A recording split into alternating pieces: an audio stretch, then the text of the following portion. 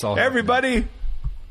Welcome to the Voxology podcast. I just have to say a couple of things as we get started. First of all, Tim Stafford, your beloved co-host with the co-most, is dressed in baby blues. I mean, like the baby blue UCLA colors right now. Yeah. Light blue hat, light blue sweatshirt. And the only way to really appreciate this is to go on YouTube. And That's right. Guys, tell us what we can do to make YouTube interesting to you.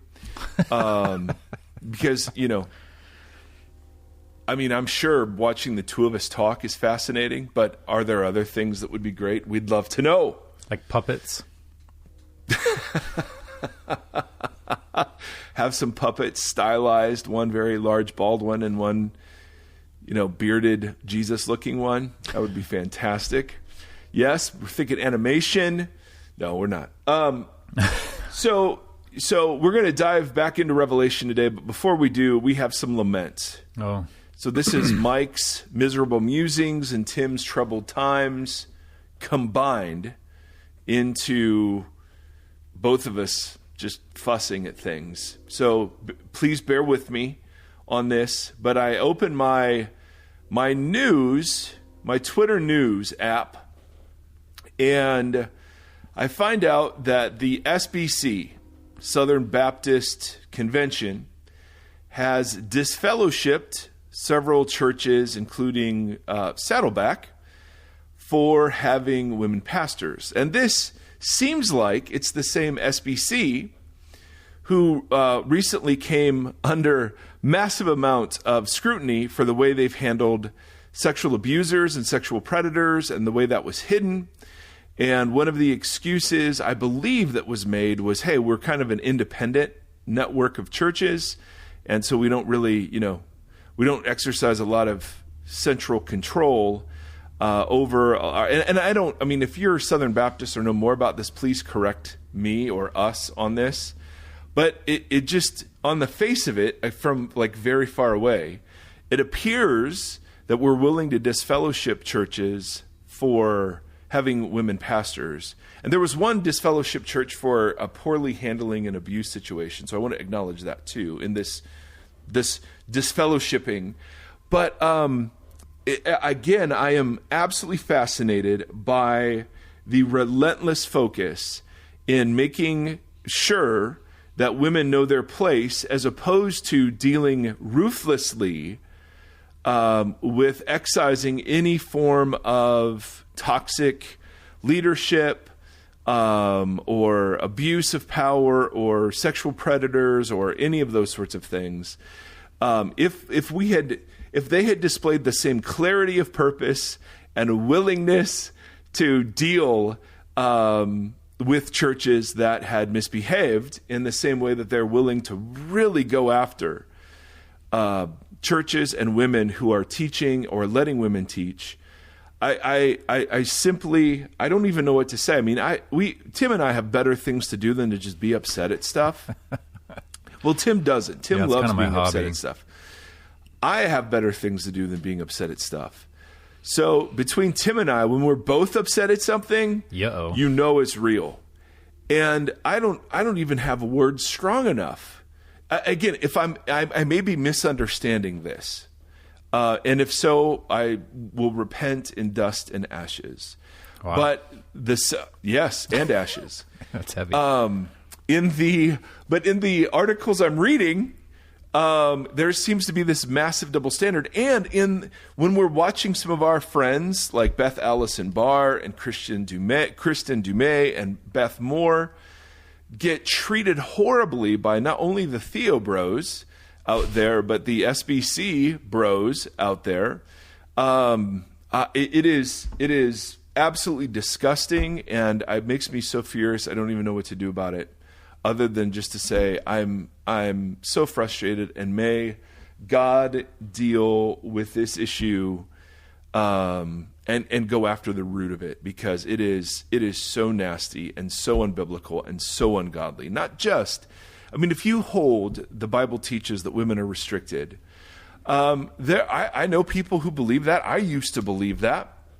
So I don't have harsh judgments against that.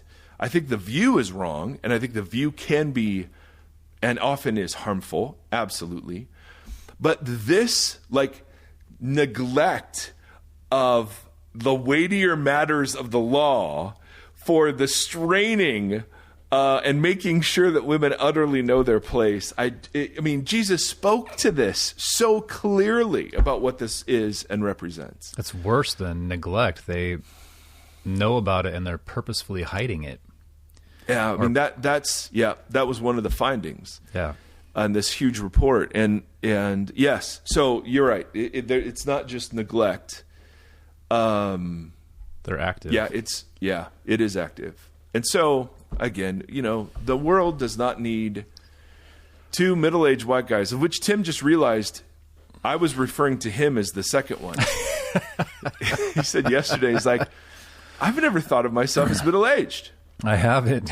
How old are you? Can I ask how old are you? Yeah, I'm 43. I'll be 44 in like a month. Okay.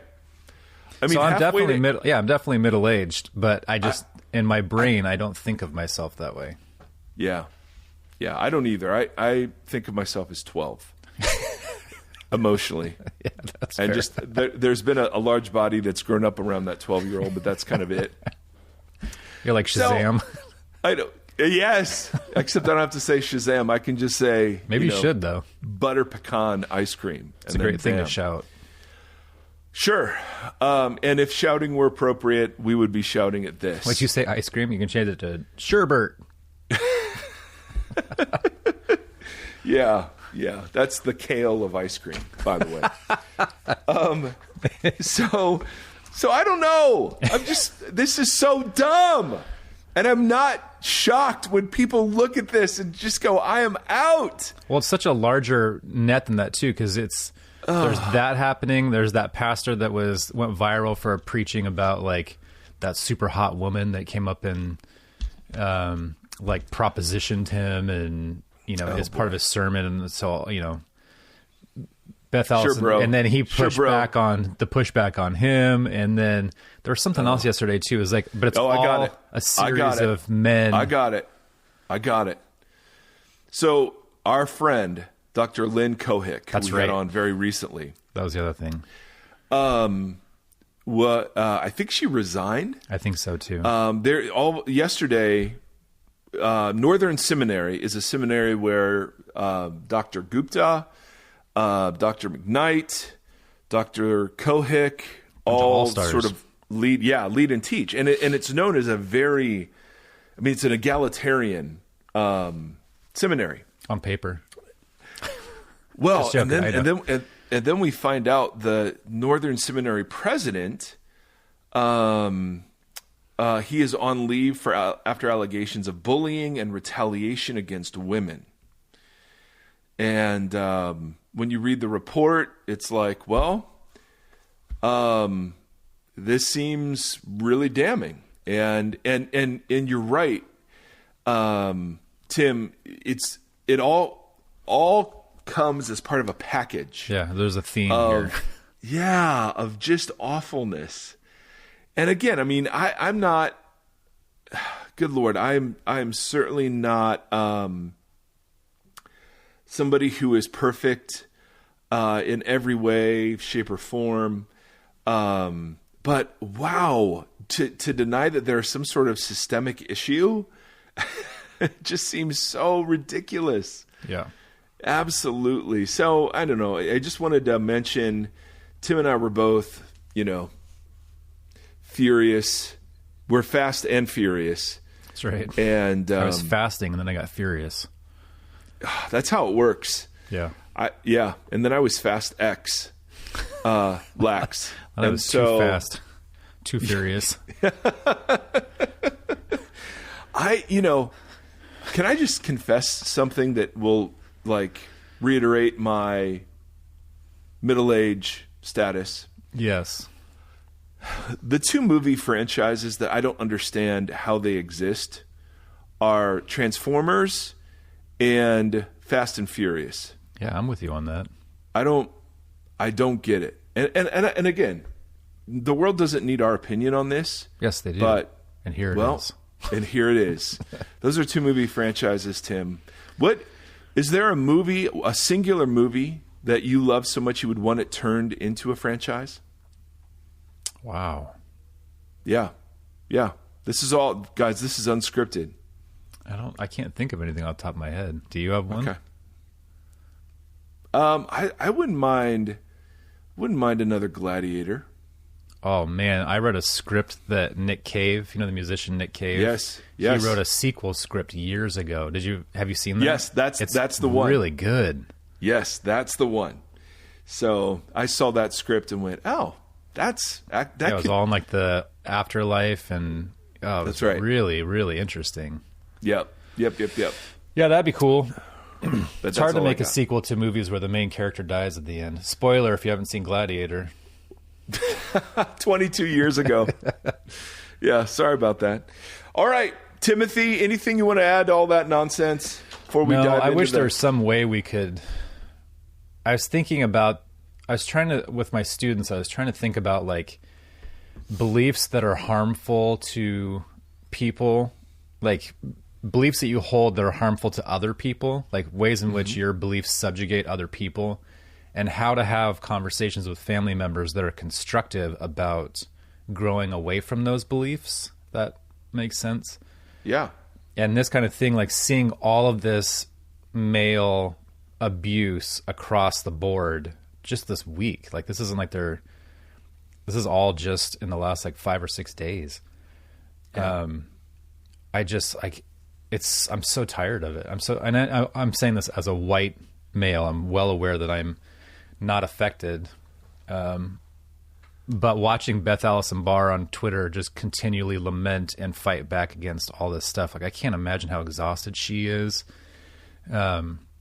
Like you mentioned, in Kohik, and no one wants to have to leave their, I don't know. There's just, these women are just getting pummeled over and over and over again. And they still keep like trying to be positive and be like in the mix of making a better world for everybody. And it's frustrating.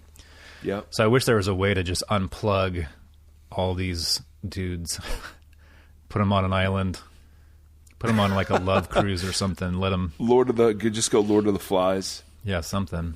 Yeah. It's just so gross. It's just disgusting. I'm sick of it. Yeah. Well, and both of us having daughters, it's And I'm we have fiery daughters too. So when they're the adults, I'm less worried about them. Well, that's very true. Yes. Yeah. Hannah, Mazzy and Hannah are going to be BFFs when they're adults because they are the same person. We'll take on the world. It's really funny. Yes. Yeah. There's your president and vice president ticket. There it is. 2060. No right there. Mess with them. All right, Tim. All right. Let's do some revelations, which is wrong. Wrong. One revelation. Apocalypsis is singular. And so this is one revelation from Jesus. So like we talked about last time we were in the book, the whole, and this is true of most of the Bible, the assumptions that you make going in determine a great deal the range of interpretive options you have when you approach it. Yeah. And this is true of everybody. We all go to the Bible with certain assumptions, and the best and most faithful Bible readings are just the ones that don't get rid of assumptions, because we can't. Getting rid of an assumption kind of builds its own assumption, and but the most faithful Bible readings are built on the constant interrogation of our assumptions that are brought to the text.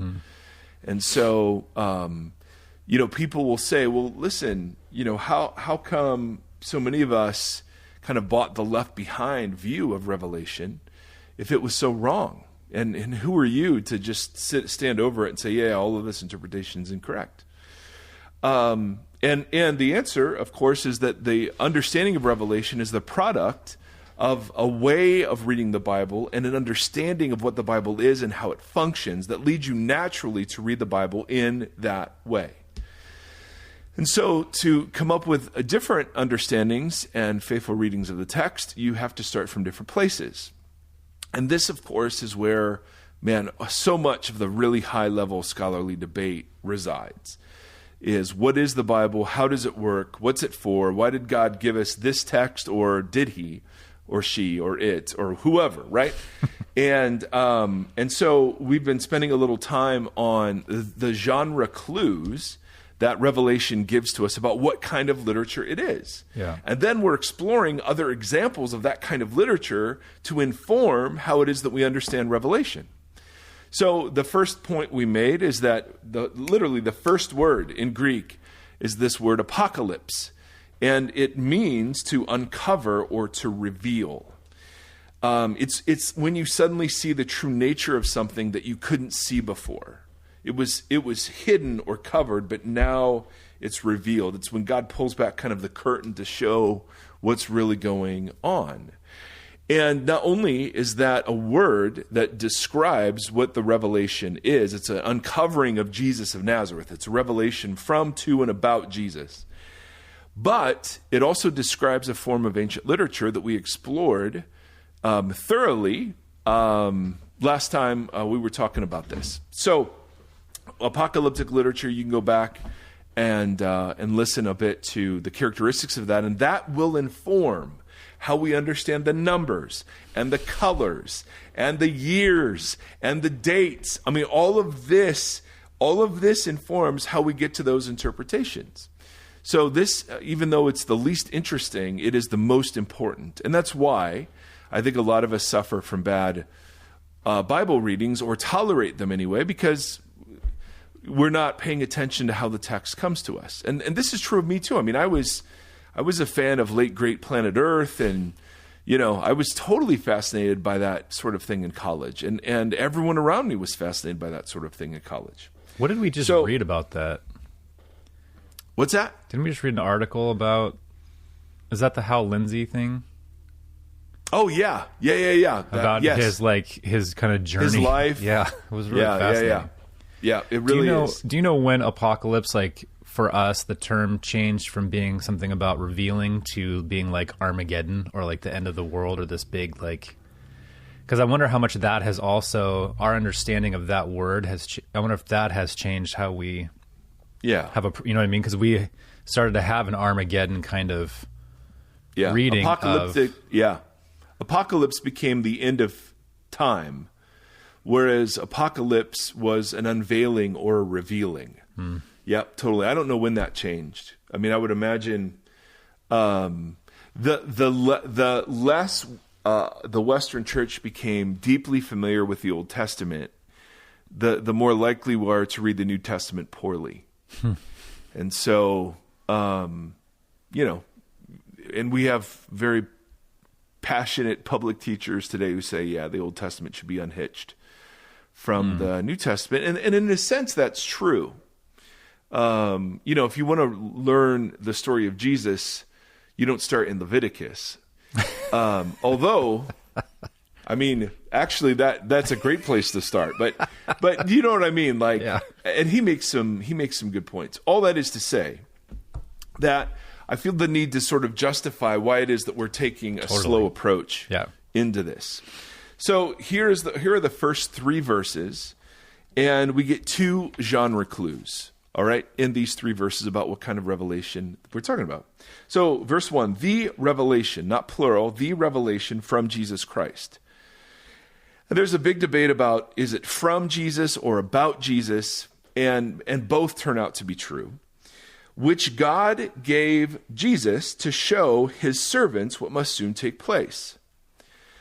Jesus made it known by sending his angel to his servant John. So the order of operations here for my math friends is that the revelation was given to Jesus, who gave it to an angel, who gave it to John. That's the idea. He made it known by sending his angel to his servant John, who testifies to everything he saw. That is the word of God and the testimony of Jesus Christ. This is a very familiar refrain to Old Testament prophetic literature. that we're going to see in just a second. This is how you introduce prophets and prophetic literature. Blessed, there are 7 times the reader or hearer is blessed in this book, and 7 is going to be a huge number for us. Blessed is the one who reads aloud the words of this prophecy. And blessed are those who hear it and take to heart what is written in it, because the time is near. Mm-hmm. Now, there are 2 time references in the first 3 verses. So we're going to have a whole conversation next episode about these 2 references, what must soon take place in verse 1, and because the time is near in verse 3. Because what we want to do with those time references is called calendarizing. We want to start figuring and looking at the historical calendar to figure out when we're talking about this. But there is buried here an assumption that the original audience who would have heard this read would have understood it, because they're blessed if they take it to heart. Yeah. So if this is only something that can be understood in the 21st century or in the 20th century, we're already starting from the wrong place. Now, because John identifies this as a word of prophecy, blessed is the one who reads aloud the words of this prophecy. And this is getting to the point to what you were bringing up with the word right. Apocalypse. So one of the very significant distortions of the whole dispensational approach, at least as it used to be, I don't know how it is these days, but it was the distortion of what prophecy meant and was in the Old Testament. The prophetic literature was not primarily predicting the future. Right. The primary focus of prophetic literature in the Old Testament is the fidelity of God's covenant people. And the warnings come like this: if you don't clean your room, when your dad gets home or your mom gets home, you're going to be in trouble. Right. That's not a predictive prophecy, right? That's the warning of consequences. Right. Correct? Yes. And so much of prophetic literature comes this way. If you don't, then I will. Right. Right? So the goal of prophetic literature in the Old Testament was either A, to comfort, because God's got this and you don't have to make military alliances with other nations, or to warn, hey, if you make military allegiances with other countries, God will ensure that those are the countries that discipline you. But the goal was never the distant future. There are some places where things are referenced in the future, but only to call to the current generation to present fidelity. Right. Right? It never, prophetic literature in the Old Testament never invites a curiosity about what's going to happen in the future. Now, Daniel is an exception to that, because Daniel starts talking about weeks of years and 70 weeks of years, and let's count down, and we're going to spend loads of time in Daniel because Revelation borrows from Daniel heavily. But even in those instances, the point is the current fidelity of God's people, always. It's not about predicting the future. So John sees himself as a prophet and sees his letter as a prophecy, standing in the Old Testament tradition. On 5 occasions, Revelation explicitly calls itself a work of prophecy. So chapter 7, blessed is the one who keeps the words of this prophecy, not chapter 7, verse 7. Verse 10, do not seal up the words of the prophecy of the scroll, because the time is near. Verse, and these are from different chapters, by the way, so I'm sorry, I shouldn't be giving you verse numbers. Thirdly, come, let the one who hears say, come, let the one who is thirsty come, and let the one who wishes I'm such an idiot. That was the second part of the verse I just read. So, the first instance is the one we just read in chapter 1. Right. Then, look, I am coming soon. This is in chapter 22. Blessed is the one who keeps the words of this prophecy. In chapter 22, verse 10, do not seal up the words of this prophecy. In chapter 22, verse 18, if anyone hears the words of this prophecy and adds anything to them, God will add to the person, the plagues described in this scroll. And if anyone takes away the scroll from the scroll of this prophecy, God will take away that person from the tree of life. How can you unhitch the Old Testament and then have any way of understanding a book like this? Well, the man who wrote a book on this and said this in a very popular sermon was saying that our faith is not in a book, our faith is in an event. And so much of the trouble that Christians have with the Bible is found in the Old Testament. And I think his argument was a little more sophisticated than that. But the counter is what we're exploring. How in the world do you make any sense of the New Testament without a thorough immersion? Yeah, and then you look at how this has been used as a weapon in the improper ways, in an improper understanding or whatever. So it's like everything you just said about understanding prophecy, you'd have to have Old Testament, like, I don't know. It's just... Yeah, exactly. So Revelation refers to itself as a prophecy 5 times. And Revelation characterizes the work of John, the author, as a prophet 4 times. So this isn't buried, in here. Like it's kind of shouting, hey, this is a work of prophecy with apocalyptic elements. Fantastic. And so just to make a couple of points we've already made, but I need to say them again. Prophecy primarily is not prediction. And notice when we introduced the different ways that Revelation is understood, they were all along the lines of prediction. So futurists see the prophecies of Revelation as predictions for the future. Preterists see some of the prophecies as prophecies in the past. And idealists or historicists see some of the prophecies kind of unfolding over the course of church history, either in cycles or very slowly in a linear fashion.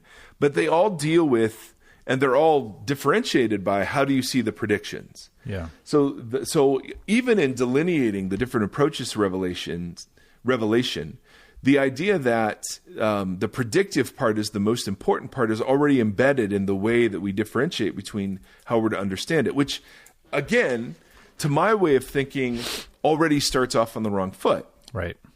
Right? Because, and go ahead and read. I mean, jump into Isaiah, Jeremiah, Ezekiel. There are so many prophetic elements. That's where I was going. Prophetic elements that are brought forward into Revelation from those great works. And one of the reasons why Revelation is so hard to understand, there are something like 287, I think, direct quotations or use of images that directly borrow from the Old Testament, like 400 allusions that aren't totally explicit, but you can find Old Testament parallels. I mean, it's saturated with Old Testament, and because we don't know Old Testament, we look at Revelation and go, what the heck are they doing and talking about here? Yeah, grasshoppers. Yeah. So, Apache helicopters. So, first of all, prophecy is not primarily prediction. It is a call to faithfulness. And I have loads. I mean, I have 9 pages of notes on just what biblical prophecy turns out to be. Pardon me.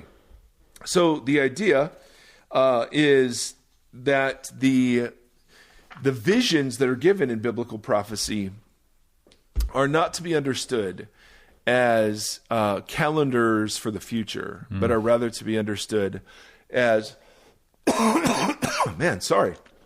either warnings or comfort that. And there were times, like in the book of Acts, there's a guy that said, there's going to be a famine in Jerusalem. And he prophesies. And that's called prophecy.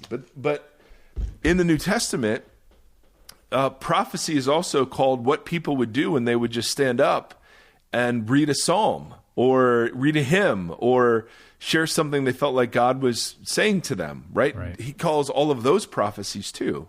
So that word prophecy is very elastic, but it rarely, if ever, refers to predictive, calendar, future-looking sort of Nostradamus stuff. So if it is Old Testament prophecy, or in that lane, then the book is designed to bring comfort and warning for the people of that generation. And that's what we're going to see. I mean, this is written to that generation. And this is going to be the biggest point. Yeah.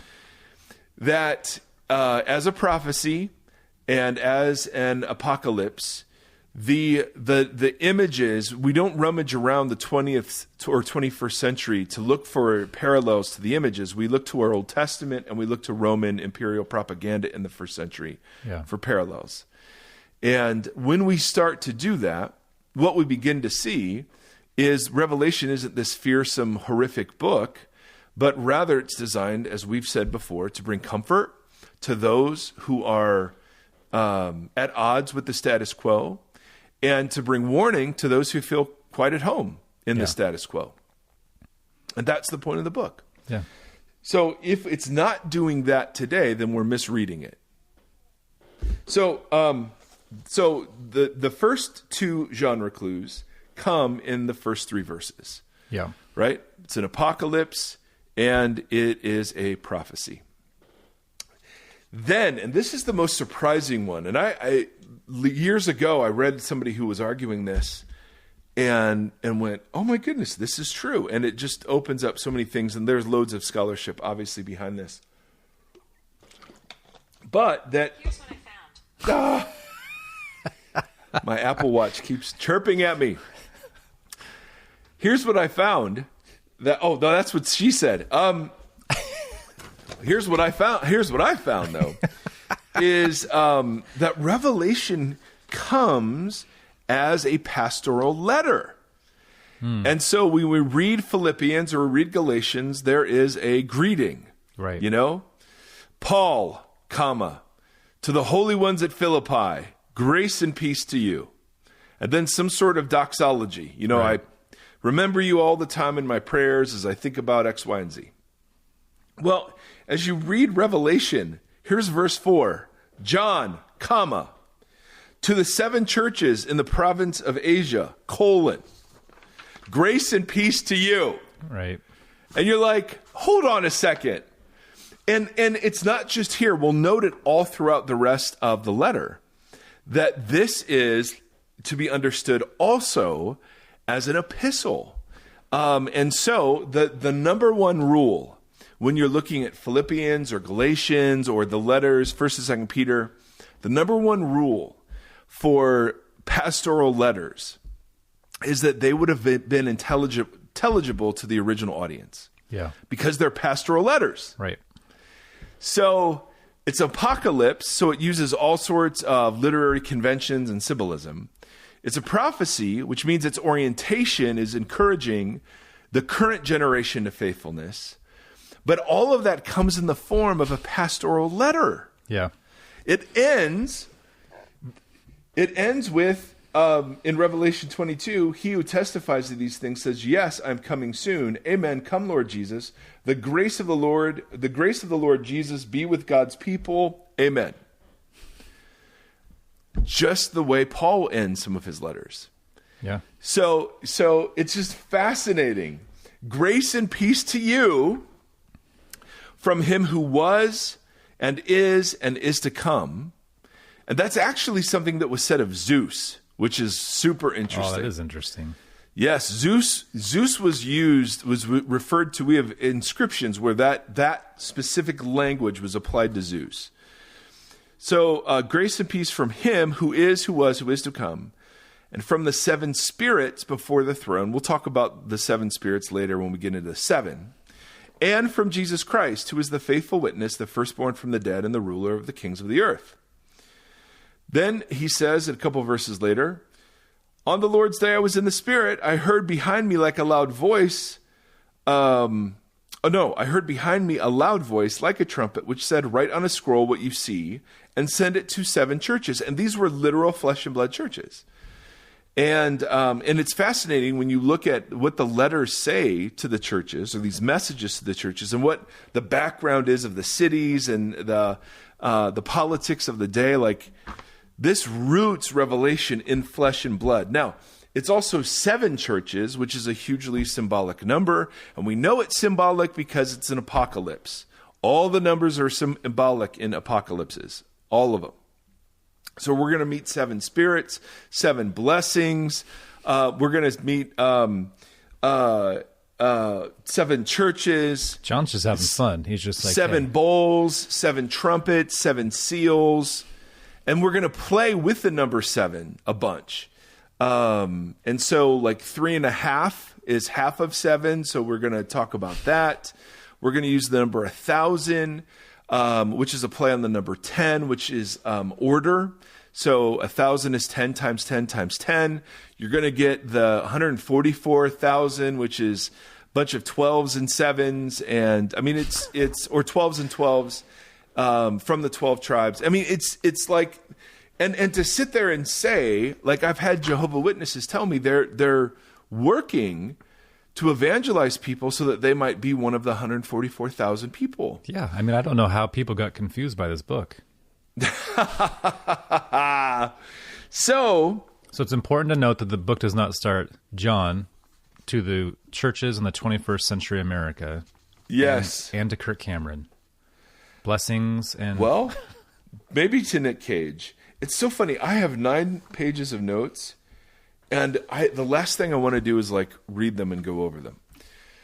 So the biggest point we need to make today, and it's really simple, is the idea that Revelation would have been understood by its original audience. Yeah. And if we carry that assumption in to the rest of the book, right, then we will make differing interpretive decisions from those, who assume that yes, maybe it would have made sense, but this was really a code that you need, the 20th century to kind of figure out. You need Tom Hanks to do it. Well, yeah, he is the Da Vinci guy. Absolutely. Nick Cage, Kirk Cameron. I mean, that's a great crew to kind of figure out the apocalypse. Dream If I were team. going to be left behind, Nick Cage is someone I would want to be left behind with. That's right. Let's just throw that out there. So the biggest thing is the book itself tells us how to understand the book itself. Yeah. And so you don't have to sit when people say, yeah, but how do you know you're right when there are all these different interpretations? I don't. But Revelation tells us what it is, and that's clear to anyone paying attention. And the conventions that go with the genre clues are ways in which we can then, and there are still things, even with all of the work we're doing here, we'll get to some stuff in Revelation and be like, we have no idea what this means. Yeah. But what we're not going to do is look for some contemporary fulfillment of this. Instead, we're just going to say, I don't know what this means. The original audience must have known what it means, and we've lost whatever referent that was. Great. But we're not going to be troubled by that. Right? Because as I joke around a lot, if I sent you an email that talked about, the great Kobe Bryant, known as the Black Mamba, and his Lakers team was on fire in the early 2000s. They killed the Celtics. Whoa. And somebody reads that 2,000 years from now, and they go, "What? Why is he celebrating how they killed everybody in Boston?" Yes, the giant snake man. Yes, exactly. So it's one of those, it's one of those things. Things were wild in the 2000s. They were just murdering each other. Anyway, that's kind of the big point. We don't need to blow it into 9 pages of notes for that. It is interesting that like the idea of being a disciple and kind of being a student and, what you understand of a student, that they are better when they are involved in asking questions and studying and deciphering and not just sitting there and accepting information without any work.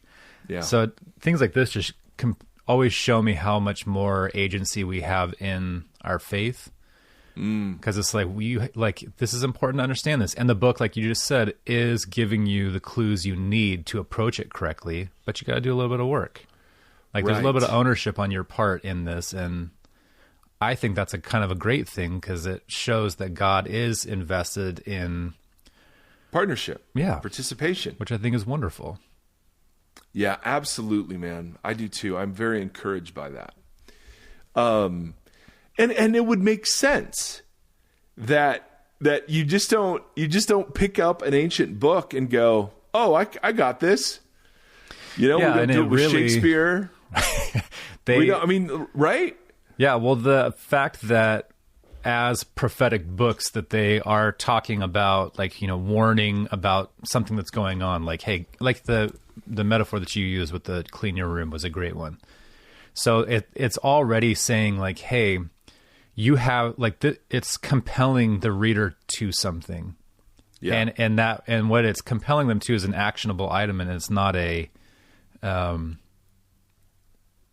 because the way that we have kind of read it in the past is it's like, hey, there's a good and evil, and you need to be on the good side and then point fingers at the evil side. Or, you know what I mean? It's less participatory and more identifying, like an identity thing.